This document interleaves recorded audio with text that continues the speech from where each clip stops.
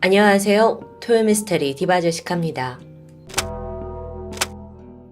원자력 발전이라는 건 쉽게 말해서 핵 분열로 인해 발생되는 어마어마한 열 에너지를 활용해 인간에게 필요한 전기를 생산해내는 방식입니다. 인류 역사에서 원자력 발전은요, 지금까지의 그 어떤 방식보다도 효율이 좋은 것으로 알려져 있죠. 원재료인 우라늄 단 1g만으로 석탄의 300만 배에 달하는 열을 발생시킬 정도니까요. 하지만 원자력의 이런 엄청난 힘은 점점 인류의 재앙을 낳고 있기도 합니다. 그 대표적인 예가 체르노빌 원전 사고. 한 도시 전체가 유령 도시가 되어버렸죠. 가깝게로는 지진으로 발생한 후쿠시마 원자력 발전소 사고라고 할 수 있습니다. 그 여파는 12년이 지난 지금까지도 우리의 목숨과 건강을 위협하고 있으니까요. 오늘 스토리는 후쿠시마 원전 사고가 발생하기 딱 12년 전, 일본에서 이미 한 차례 발생한 방사선 피폭 사고에 대한 것입니다. 때는 1999년, 일본 이바라키현 동부에 위치한 도카이무라 마을 입구에는 이런 간판이 있었습니다. 어서오세요, 원자력의 마을 도카이무라입니다. 이곳은 인구가 단 수만 명이 거주하는 그닥 크지 않은 마을이에요. 하지만 일본에서 첫 원자력 시설을 유치한 지역이라서 발전소뿐만 아니라 원자력에 관련된 다양한 시설이 곳곳에 설치되어 있고요. 이게 마을의 경제를 지탱하고 있었죠. 그리고 그중 하나가 바로 제이시오라는 회사였습니다. 이곳은 일본의 대기업인 스미토모 금속광산의 자회사인데 주로 원자력 발전에 필요한 핵연료 제조를 맡고 있어요. 쉽게 말하자면 우라늄이라는 원료를 핵연료로 쓰기 적합하게 바꾸는 작업이 이루어집니다. 날짜는 1999년 9월 30일 오전. 2명의 제이시오 직원이 작업을 시작했습니다. 당시 35살이었던 오우치 히사시 씨와 39살이었던 시노하라 마사토 씨. 이 두 사람이 2인 1조가 되어서 정제된 핵연료 물질을 탱크로 옮기는 일에 배치가 되었던 거죠. 지금 보고 계신 이 도식에서 깔때기를 든 A가 시노하라 씨, 그리고 양동이로 연료를 부어넣고 있는 사람 B가 오우치 씨라고 볼 수 있습니다. 오전 10시 반, 시노하라 씨가 작은 탱크 입구에 깔때기를 끼웠고 오우치 씨는 거기에 핵연료를 부어넣고 있었습니다. 조심조심 연료가 새진 않을까 주의를 잔뜩 기울이며 작업을 하고 있었죠. 그런데 이때 갑자기 탱크 안에서 파란 빛이 번쩍했습니다. 오우치 씨는 생전 처음 보는 광경에 당황했죠. 잠시 후 10시 35분, 방사능 유출 경보가 울리기 시작합니다. 오우치 씨가 봤던 그 파란 빛이 체렌코프 방사선이란 건데 연쇄적인 핵 분열이 일어났음을 뜻하는 신호예요. 큰 문제죠. 사건 발생 11분 만에 소방대원과 경찰이 출동했고 오우치 씨와 시노하라 씨는 곧장 병원으로 옮겨졌습니다. 이렇게 내부에서는 유출 경보가 울리고 구조대가 두 사람을 급히 옮겼지만 반면 마을은 대단히 조용했어요. 마치 아무 일이 벌어지지 않은 듯 했죠. 여러분, 사실 당시만 해도 방사선의 무서움이 아주 많이 알려져 있진 않은 시대입니다. 게다가 이 지역은 원자력 관련해서 막대한 정부 보조금과 또 지원금을 얻어내고 있던 상황이에요. 그래서 지자체에서는 주민들을 지금 막 대피시키면 혹여나 마을 이미지에 해가 갈 것을 우려했던 겁니다. 무엇보다 재정 지원이 끊길 거란 두려움도 컸죠. 그래서 곧바로 대응하지 않았던 겁니다. 결국 사건 발생 2시간이 지나서야 주민들에게 안전을 위해 실내에 머물러라 라는 안내방송이 울려 퍼졌고 이후의 상황은 급박하게 흘러갑니다. 일본 전역에서 원자력 전문가들이 모였어요. 그리고 정부에서는 보고회가 열리면서 그제서야 사건의 심각성이 인지되기 시작했죠. 오후 3시입니다. 마침내 주민들의 피난 지시가 떨어졌는데 이건 방사선 유출 4시간 반이 지난 뒤의 일이었습니다. 그때부터 지역 공무원들은 제이시오 공장에서 반경 350m 이내에 있는 모든 주택들을 방문했어요. 그리고 피난을 독려했죠. 하지만 이때 순순히 지시에 따르는 사람들 외에도 피난을 극구 거부하는 사람들도 있었습니다. 사실 방사능이란 게 불이 난 것처럼 딱 위급함이 즉각 인지되는 문제가 아니잖아요. 그래서 그 당시에 사람들은 위험에 대해 무지하다 보니 이 심각성을 제대로 알지 못했던 거죠. 병원에서도 상황은 마찬가지였습니다. 우선 현장 모습을 영상으로 잠깐 보실 텐데요. 그날 가장 직접적으로 피폭을 당한 오우치 씨, 그가 실려갔던 의료 현장입니다. 긴박감 같은 건 전혀 찾아볼 수 없죠. 심지어 오우치 씨는 자기 발로 걸어서 병원에 들어갔으니까요. 의식이 멀쩡했고요. 대화도 가능합니다. 당시의 체온, 호흡, 이런 기초검사 결과도 다 정상이에요. 담당 의사는 겉보기엔 아무런 문제가 없었다라고 말하는데요. 그런데 1999년 당시에 일본에서 이 정도로 대량 피폭된 환자를 치료해본 경험이 있는 의사조차 단 한 명도 없었습니다. 의료진 당황했죠. 그래서 일단 오우치 씨를 도쿄 대학병원으로 옮겨서 정밀 검사를 실시하기로 하는데요. 그리고 여기에서야 방사선 피폭 환자를 치료하는 게 결코 쉬운 문제가 아니라는 걸 깨닫게 됩니다. 그게 가장 여실히 드러나는 부분이 있는데 바로 오우치 씨의 염색체 검사 결과예요. 여러분 사진에서 보이는 건 정상적인 염색체입니다. 보시다시피 한 쌍의 염색체는 거의 대칭되는 모습을 보이고 있어요. 가운데 부분만 좀 잘록하게 들어가 있고요. 한편 이건 오우치 씨의 염색체입니다. 모양이 많이 찌그러져 있고 무엇보다도 그 잘록하게 들어간 부분이 두 군데, 세 군데씩 있어서 불규칙한 모습이에요. 당시 오우치 씨가 피폭된 방사선 양을 알아볼까요? 18시버트. 시버트는 그 양을 측정하는 단위인데 이게 히로시마에 떨어진 원자폭탄에 맞먹는 어마어마한 양입니다. 보통 건강한 사람이 방사선에 노출될 일은 CT 촬영 때라고 볼 수 있겠죠. 검색을 해보니까 목뼈 CT 촬영 한 번에 어림잡아 20에서 40mSv 방사선에 노출된다고 합니다. 그 외에도 국제방사선방호위원회가 정해놓은 일반인의 연간 피폭선량은 1mSv라고 하고요. 자, 그럼 1시버트는 1000mSv니까 18시버트면 18,000년간의 방사선 양이 한 번에 노출되었다고 볼 수 있어요. 이게 가늠이 좀 힘든데 여하튼 엄청난 양입니다. 보통 7시버트를 전신에 피폭됐을 경우 피폭자 거의 전원이 사망한다는 결과가 있을 정도니까요.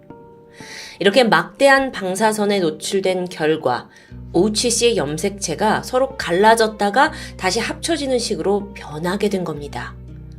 이렇게 염색체가 변해버리면 대체 무슨 일이 벌어지냐고요? 염색체에는 유전자 정보가 들어있습니다. 그리고 인체는 이 정보를 토대로 새로운 세포를 만들어내는 거예요. 그러니까 오우치 씨의 신체는 더 이상 새로운 염색체를 만들어내지 못한다는 거겠죠. 그렇게 가장 먼저 증상이 시작된 건 혈액이었습니다. 새로운 혈액을 만들어내지 못하니까 면역을 담당하는 백혈구의 숫자가 급격히 줄어들어요. 그 결과 오우치 씨의 면역은 위태로운 수준으로 떨어졌고요. 이 상황을 지켜본 오우치 씨의 주치의는 곧장 가족을 불러서 혈액세포 이식을 권장합니다. 가족으로서는 무엇이든 하겠다는 일념으로 병원 근처의 호텔에 묵으면서 치료에 협조를 했는데 그 덕분에 혈액세포 이식이 원활하게 잘 진행이 되었고 약간의 효과를 보게 됩니다. 그런데 여러분, 인간의 몸에는 혈액세포만 있는 게 아니잖아요. 그래서 폐에서도 자꾸만 출혈이 나오면서 오우치 씨는 호흡이 어려워졌죠. 안타깝게도 이 증상은 그 어떤 치료법으로도 쉽게 고쳐지지 않았고요. 이런 상황에서 그 누구보다 오우치 씨 본인이 가장 큰 고통을 겪었을 겁니다. 물론 의료진은 백방으로 노력했지만 그럴수록 오우치 씨 몸에서는 매일같이 예상 밖의 상황이 터졌으니까요. 그중 하나가 피부입니다. 염색체가 이상이 생기면 세포가 재생되지 못한다고 했죠. 피부세포도 마찬가지예요. 이게 맨 처음에는 그렇게 큰 문제인 듯 인식하지 못했습니다. 하지만 시간이 지날수록 피부에 이상 증상이 생기기 시작해요. 기존 세포는 떨어져 나가는데 새로운 세포를 만들어내지 못하니까 피부가 점점 벗겨지는 증상이 나타나는 겁니다. 피폭을 당하고 4주가 지났을 무렵에는 이미 피부에서 피와 진물이 다 묻어나왔고요. 피부 이식을 시도하긴 했지만 이걸로 몸 전체를 덮기는 사실상 불가능합니다. 무엇보다도 그건 또 임시방편이고요. 결국 오우치 씨는 몸을 붕대로 칭칭 감은 채 생활해야 했습니다. 하지만 계속해서 피와 진물이 나오다 보니까 같은 붕대를 계속 메고 있을 수 없잖아요. 정기적으로 붕대를 갈아줘야 하는데 상상해보세요. 피부가 없이 속살이 다 드러난 상태에서 뭔가에 스치기만 해도 고통입니다. 그런데 머리부터 발끝까지 붕대를 다 걷어내고 다시 새 붕대를 감싸는 과정은 얼마나 고통스러웠을까요? 오우치 씨는 붕대를 갈 때마다 고통에 소리쳤고 의료진을 원망했습니다. 의사들은 처음에는 그를 구할 수 있다고 단언했어요. 하지만 하나 둘 희망을 잃어가기 시작했고 심지어 오우치 씨의 생명을 억지로 연장시키는 것에 대해 회의감도 들기 시작합니다. 환자가 너무 고통스러워하니까요. 한편 그의 가족은 치료를 이어가길 바랬습니다. 매일같이 방문해서 상태를 살폈고요. 또 가능한 치료가 있다면 포기하지 않고 계속 해주기를 부탁했죠. 하지만 오우치 씨의 상태는 날이 갈수록 심각해져만 갔습니다. 심지어 모든 소화기관에서 출혈이 일어나고 갈수록 의식도 희미해져 갔고요. 피폭 59일째, 오우치 씨의 심장이 멈췄습니다. 의료진은 1시간 동안 심장 마사지를 통해서 간신히 심장을 다시 뛰게 하는데 성공했지만 정작 문제는 그 심장이 멈춘 시간 동안에 몸에서 어떤 또 다른 문제가 발생했는지는 아직 알 수 없는 상황이었다는 거예요. 결국 이쯤 되니까 의료진과 가족들 모두 한 번만 더 심장이 멈추면 그때는 죽음을 받아들이기로 결정했습니다. 그렇게 피폭 83일째, 오우치 씨는 끝내 세상을 떠났습니다. 그와 함께 작업했던 시노하라 씨 역시 같은 피해를 입고 고통스러워하면서 치료를 받았지만 오우치 씨보다 조금 더 버틴 211일 만에 숨을 거두었고요. 유례없는 방사선 피폭 사건으로 2명의 무고한 직원들이 목숨을 잃게 된 거죠. 자, 그렇다면 다시 사고로 돌아가서 핵 분열 사고는 왜 그때 일어난 걸까요? 전문가들이 사건의 진상을 파악했고 그 결과 회사의 부실한 관리가 원인이라고 입을 모으게 됩니다. 보통 핵 연료 물질은 조금씩 나눠서 보관을 하는 게 필수적이에요. 너무 많은 양이 한 곳에 모여 있으면 핵 분열이 연속적으로 일어나면서 엄청난 양의 방사선이 방출될 수 있으니까요. 근데 회사 입장에서는 특수 보관 탱크를 제작하는 비용이 만만치 않습니다. 또 작게 나눠서 보관을 할수록 탱크를 놓을 공간도 많이 필요하고요. 그렇다 보니 JCO가 돈을 아끼기 위해 점점 핵 연료 물질 보관량을 늘려왔던 겁니다. 그러다 결국에 연쇄적인 막을 수 없는 핵 분열이 일어나게 되는 그 임계점 직전까지 용량이 늘어났던 거고요. 오우치 씨 같은 직원들은 이런 사실 전혀 몰랐어요. 대부분이 비전공자였고 또 파견 사원이었기 때문입니다. 원자력에 대한 지식은 물론이고 기초적인 안전수칙도 잘 알지 못했다는데요. 오죽하면 자기들이 이렇게 붓고 있는 핵 연료 물질이 양이 조금이라도 많아지면 거의 핵폭탄급의 방사선이 뿜어져 나올 수 있다라는 사실조차 몰랐습니다. 그뿐만이 아니에요. 애초에 핵 연료 물질의 양을 측정하고 안전하게 옮길 수 있는 장치조차 지급되지 않았습니다. 오직 이 양동이 뿐이었어요. 핵 연료를 이 흔한 양동이에 담게 했다는 게 도무지 이해가 가지 않죠. 완전 주먹구구식인 거예요. 언제 사고가 일어나도 이상하지 않았을 상황이었죠. 그날 보관 탱크 안에서 핵 분열이 약 20시간 동안 이어졌습니다. 그리고 그 시간 동안 계속해서 방사선이 뿜어져 나왔죠. 심지어 피난 대응조차 늦게 한 덕에 도카이무라 마을에 살고 있는 660여 명의 주민들 역시 피폭 피해를 입은 것으로 집계됩니다. JCO 이 공장이 마을 한복판에 위치해 있었어요. 그래서 인근의 주택은 물론이고 음식점, 학교 같은 시설과도 위치가 가까웠죠. JCO 가까이서 생활하던 사람들은 자신도 언제 몸에서 이상 반응이 생길지 모른다는 불안감, 또 생활하는 공간이 방사능에 남아있을지도 모른다는 공포로 뒤덮였습니다. 여기서 어떻게 살아요? 그래서 추후 JCO에 민간 소송을 제기한 피해자들도 있었지만 일본 법원은 이들의 손을 들어주지 않았다고 합니다. 이 사건을 계기로 이바라키현의 도카이무라, 이 지역은 아주 경제적인 큰 피해를 입게 됩니다. 사람들이 아예 근처에서 나온 농작물조차 소비하지 않았고 또 관광객도 뚝 끊기면서 수많은 사람들이 일자리를 잃게 되고요. 그나마 원자력 발전으로 유지되던 도시의 경제가 정말 폭삭 주저앉게 된 거죠. 이후 도카이무라 사건은 원자력의 무서운 위력과 그 진실을 사회에 알리는 계기가 되었습니다. 그러다가 이후 일본이 후쿠시마 원전 사고라는 또 한 번의 큰 사건을 겪은 겁니다.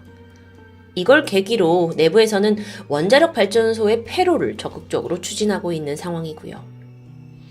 도카이무라 재처리 시설의 경우에는 해체를 하는 데만 70년의 시간이 걸린다고 해요.